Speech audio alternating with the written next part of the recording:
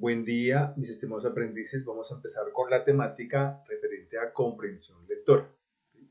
En nuestro segundo tema de lectura crítica, en el curso de comunicación. Iniciamos con esta frase de un proverbio árabe: quien no comprende una mirada, tampoco comprenderá una larga explicación. ¿A qué nos referimos como comprensión lectora? Palabras sencillas, a poder decir en qué trata un texto, de qué trata una película, de qué trata una obra de arte, de qué trata una canción. ¿Sí? Así de sencillo. ¿Sí? Es un proceso cognitivo claro en nuestra existencia. Para esto debemos tener en cuenta tres elementos. Primero, conocer el lenguaje, conocer las palabras que utiliza el autor, conocer los signos que utiliza el autor. ¿Sí? Si no conozco las palabras, si no conozco los signos, si no sé que la utilidad que están teniendo, entonces obviamente pues no vamos a comprender lo que significa. ¿Sí?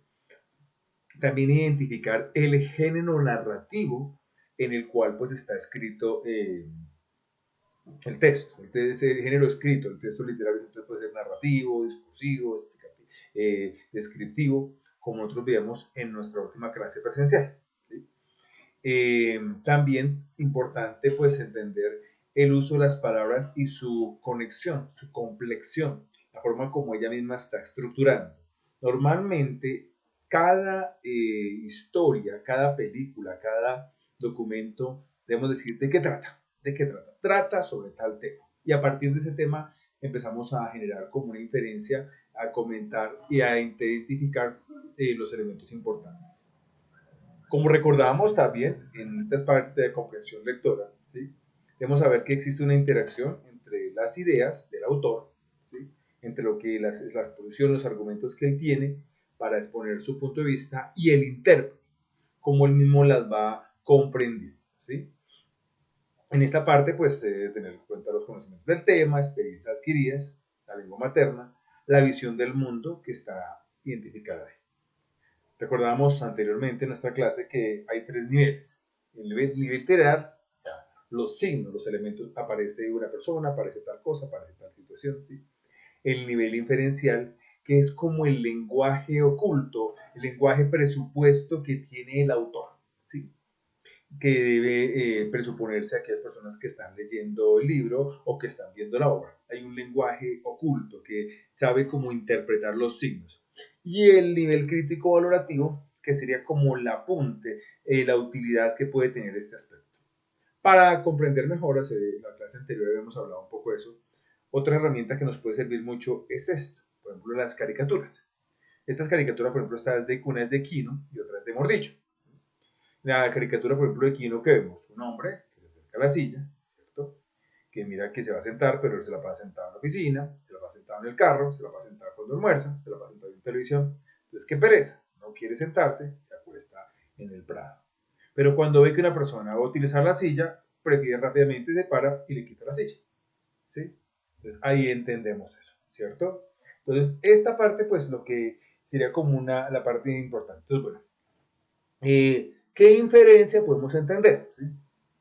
Podemos entender, por ejemplo, que este hombre estamos ahí estamos entendiendo el pensamiento, porque si vemos al hombre que está sentado en una silla, en una zona como una oficina, entonces, todo el tipo trabaja y está sentado, porque hay un conocimiento previo cuando una persona está trabajando en una oficina, lo hace sentado, que cuando va en el carro también va sentado, porque sabemos que la gente cuando va en el carro va sentado, es un conocimiento inferencial, no tienen que explicarnos eso, que cuando come también lo hace sentado, la mayoría de las veces las personas.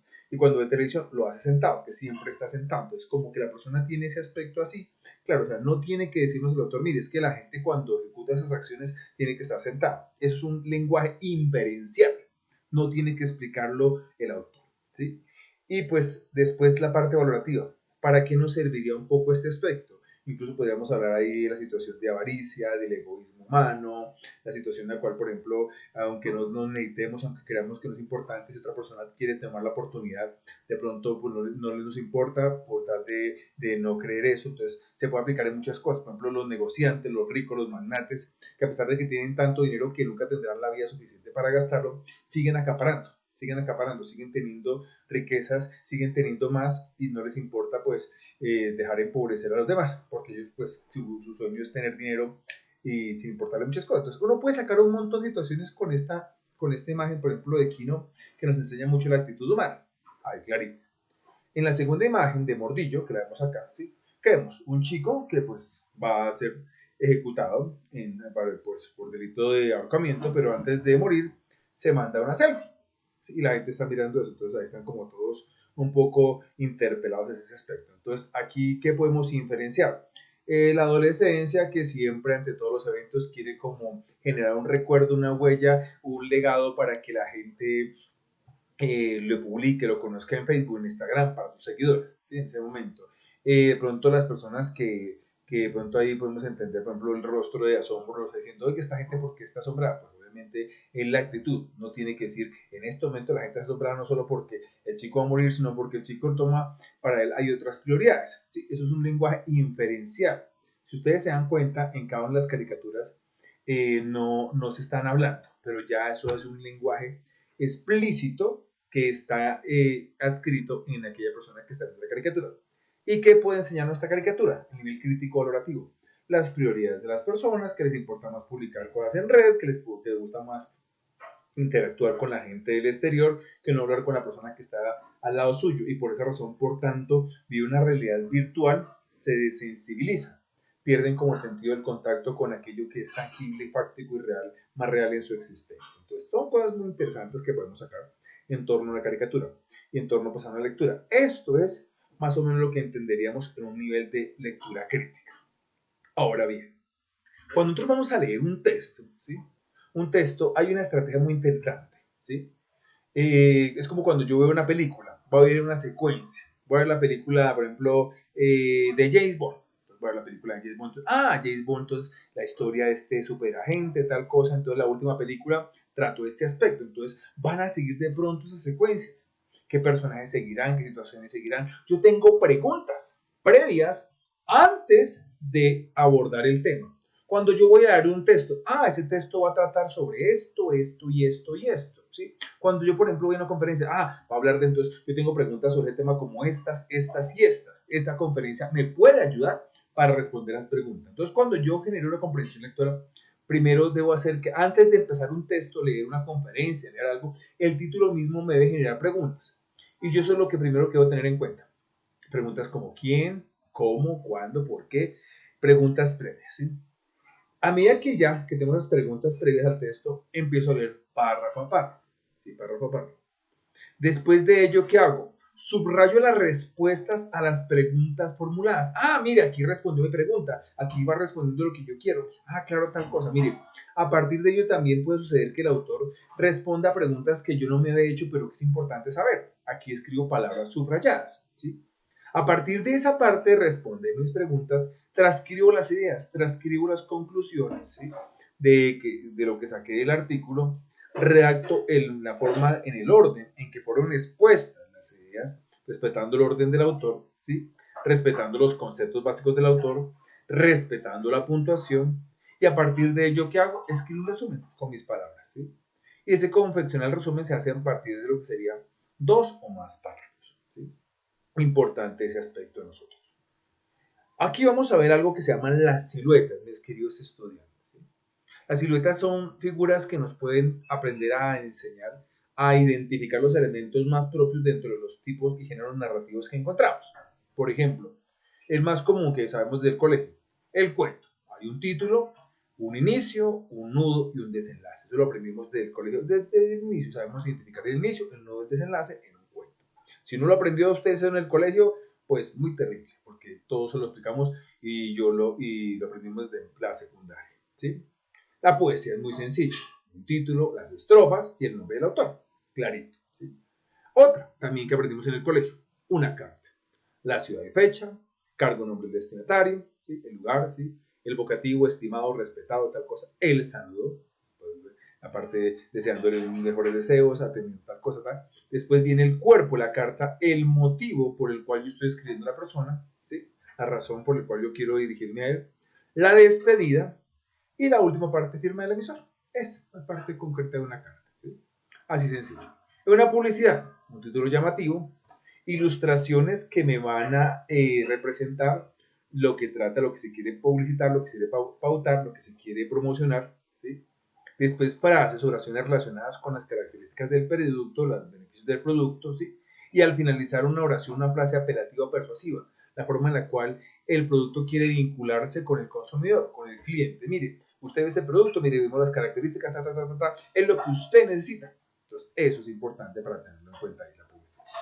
Una noticia, un título, un subtítulo, un párrafo introductorio donde se explica la noticia de una forma muy breve. Cuando dice, vio el incendio que pasó en tal casa, que murieron 2 niños. Uy, no, ¿cómo fue? Pues, ¿qué sucedió? Imagínense que una casa se quemó de tal cosa. ¿Por qué? ¿Dónde sucedió? En el barrio, no sé qué. ¿Cuándo sucedió? Sucedió una noche del sábado. ¿Quiénes intervinieron? La familia, tal cosa. ¿Por qué sucedió? Porque la mamá resulta que se fue a traer las cosas del desayuno y dejó a los niños y los niños se pusieron a jugar ahí y cerca de la estufa y resulta que uno de los niños tropezó una olla y se cayó y se incendió la casa y ocasionó un incendio que causó la muerte de los niños. ¿Qué opiniones ha generado tal parte? Entonces, aquí son las preguntas que uno podría hacer delante de una noticia, ¿sí? Y la otra, pues, es un artículo informativo. Este último que estamos viendo acá es donde está presente la actividad adjunta a la actividad que quedó concreta de los test de ideas principales, ideas secundarias de un párrafo, que es el test que ustedes deben hacer, el test de ortografía, que también les envié el link, y el test de signos de puntuación, ¿sí? Entonces vamos a ver este más a fondo, el artículo informativo. ¿Y en qué consiste la actividad que ustedes deben realizar? Deben escoger un texto de su interés, de un tema de su interés, un texto científico. Yo sé que ustedes con la formación que tienen en el técnico han recibido muchos artículos, muchos textos, quiero un texto. Entonces, ¿qué van a hacer? Van a descargar el texto en formato PDF, ¿sí? Y van a identificar estos elementos en el formato PDF, que son ¿qué? Título, el subtítulo, el autor, ¿sí?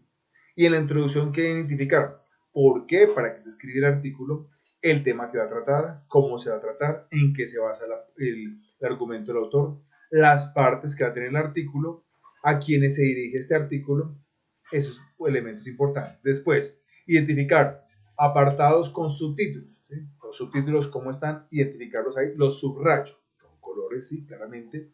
Hay que entender que cada párrafo que está en un texto, ¿sí? Tiene una idea principal. Esa idea principal aparece al inicio, cuando es un párrafo deductivo, o aparece al final, cuando es un párrafo inductivo. Entonces, cuando aparece la idea al inicio, la idea principal al inicio es un párrafo deductivo, y cuando aparece al final es un párrafo inductivo. Eso lo explicaremos después cuando aprendamos a crear, a construir textos. Y al finalizar, las conclusiones que nos quedan. Entonces, ¿qué necesito, chicos?